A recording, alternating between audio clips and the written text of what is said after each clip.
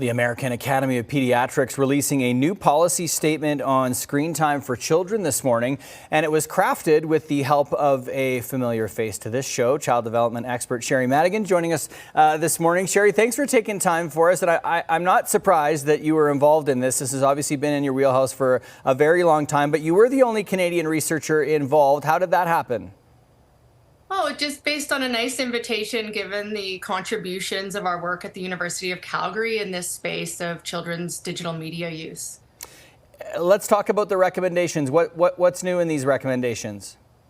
Yeah, I think the biggest thing that's new in these recommendations, which is the first time they've come out in 10 years, is really a shift away from putting all of the responsibility on parents. So previous guidance largely focused on how much screen time kids should have and what parents should do. And this policy, what's new is it takes a real system-wide approach and recognizes that kids' digital lives are really shaped not just by families, but by schools, by industry design choices, and by public policy as well. So we also explicitly call on technology companies to design platforms with children's well-being in mind in this particular policy. This includes things like turning off autoplay by default, limiting these algorithmic feeds to kids, and removing a lot of targeted advertising that's going towards young children.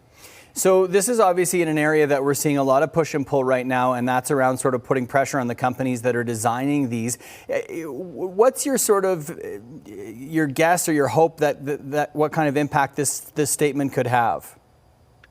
Well, my hope is that it continues to really push some policy forward that have been, set in place already in the last year. So we're seeing bans in schools around cell phones so kids can really concentrate in the classrooms. And so teachers, that's one less thing that they have to focus on themselves, telling kids to put their phones away. And we're seeing these age-based media recommendations that are being implemented around the world, like Australia and Denmark, who are making social media inaccessible to kids until the age of 16. So I think this statement often acts as a real catalyst for broader action, and I'm looking forward to seeing how that unfolds over the next few years, especially in Canada. Is there any roadmap around it in terms of how this pressure would be put on the companies that are actually designing these apps?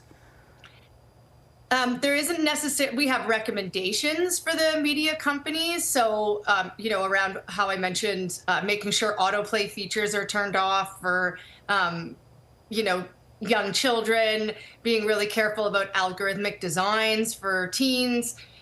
But really, a lot of the change that can happen towards these companies has to come from government and policies that they implement in order to hold them accountable, to making sure that they're really designing these apps or adapting these apps centered around children's needs and developmentally sort of healthy device use. Okay, we'll continue to follow it and see if some of those things take place. Sheri, nice to have you back on again, and we'll continue to follow it. Child development expert Sheri Madigan.